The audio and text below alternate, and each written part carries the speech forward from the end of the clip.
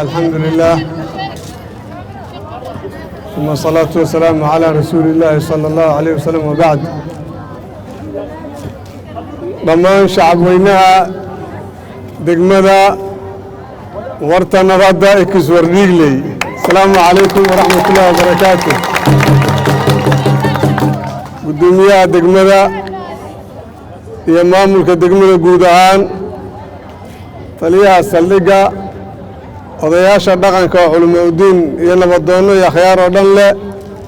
haweenka sharafta badan ee nuuriyaasha ah la'aantooda waa huba inaysan magaaladan ifi lahayn laakiin muuqaalka hooyooyinka ayaa ifiya beledka waana ku mahadsantihiin. intaa kadib waddadan maanta aan furnay runtii waa waddo aan horay waddooyinkii la yaqiinay aan uga mid ahayn laakiin waddo cusub oo reer wardhiigley ay alifteen oo ilaa iyo jidka wadnaha ilaa iyo waddada soddonka isku xirto waaye marshabiyadigeeda le dhirteedageeda tallaaladeeda le marka waxaan leeyahay waa horumarkii laydinku sheegi jiray qayb ka mid ah oo aad samayseen waaye. waa hubaa inaysan dhalanayn annaga qaar naga mid ah markii la lahay wardhiigley wasaaradu waaye inta kale wakaaladu waaye markii la lahaa annaga maanan dhalanayn qaar naga mid ah. marka berigaas odayaasha shiribkaas bixiyey ayaa arkay wardhiigley macnaha ay leedahay iyo waxay tahay reer magaalnimada iyo baxnimada. البحنمية صعطوا مركب ما أنت وحن أركوها هنا انتهى اللفتين وعد العقر ورستين إذيك يا مال ملكين يسكدوا يا أدو ودوان سميستين وعن ليه إذيكم نواكم مع سنتين كوي من كاقد يدون نواكم مع تين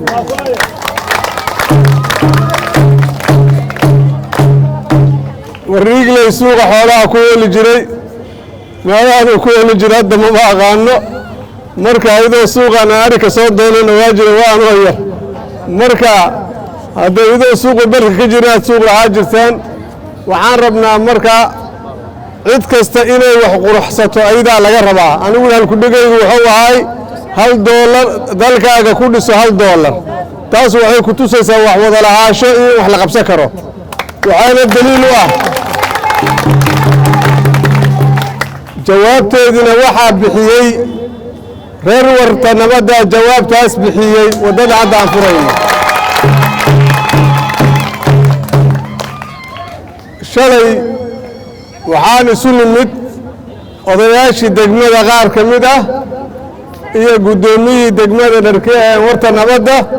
waxaana ka wada hadlaynay waddadii xarar yaale ka bixaysay ee ilaa iyo tagaysa soddonka oo burbursan oo aad buu qabtay inaysaba waddo ahaa jirin in waddadaasi dib loo dhiso ayaan shalay ka wada hadlaynay waana isku afgarannay waana dhagax dhigi doonaa mar dhow haddii ilaa yidhaahdo waxaana ka dhisi doonaa jaabka reer warta nabaddan ka dhisi doonaa haddii ilaa yidhaahdo.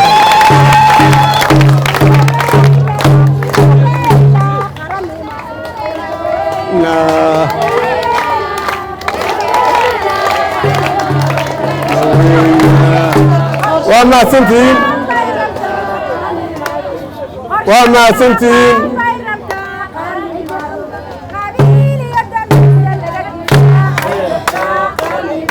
وكلمة أسان قفلا رمتي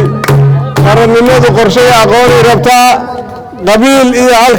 هلك مالو وحشاقنا بانتا كشغينا هنا إلا قد دفاعي ربطا مقالة دارينا يتاب مقالة هرمرسا وحاو دليلو waxaa garbeeya taagan ilmo yaryar oo Siiriyaan ah oo nooga yimid dalkooda ayaa nala joogo oo maanta xadhiga ka jaray wadada warta nabadda ee Aljazeera runtii waan ku farxay markaan arkay ubadkan yaryarka ah oo halkaan nala jooga nala faraxsan maanta ee walaalahayna reer Syria ah markaan arkay waa ku farxay idinkuna marti ayay idin yihiin waxaan rabnaa inaad koolkoolisiin inaad kor u qaadiin inay dadkiinkaaga soo dhawaadaan rabnaa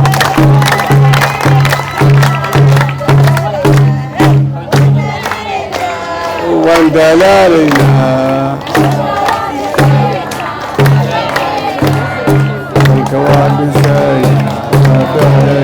وما تزيد سلاح دركب وعربنا عدي لا يرادو سلاح رد وسميسان لو خستو جيره كستو سومر اي انترلوج اي لهادي انترلوجاسي waxoo wadadan ka celinaya biyaha iyo carrada soo galayso markii biyaha iyo carro ay yimaadaan halkan way googooysaa dhaqsiba sida darteed nadaafadeeda inaad ku dadaashiin idinka mas'uulka ah marka wadooyinka si aad u bilowdeen waaye annaguna diyaaran idin nahay waxa la wixii ka maamul ahaan nooga aadan gobolka Banaadir qaybta ugu horeysan ka qaadanaynaa wax dambo la qabo doono iyo wixii la qabtaba